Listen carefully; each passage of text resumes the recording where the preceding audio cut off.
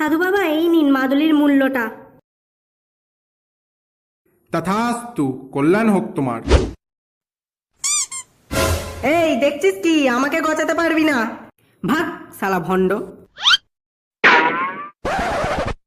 তাই আমি ভাবলাম ওই মাদুলির সাহায্যেই আমি পাস করে যাব।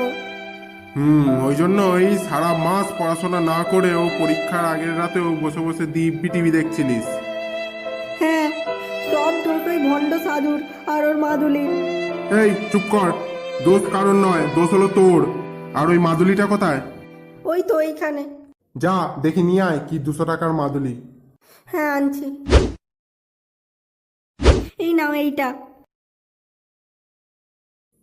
দেখি এর ভেতর কি তন্ত্রমন্ত্র করা আছে। এটা তো একটা বাসের টিকিট। আমাকে এইরকম উল্লু বানালো।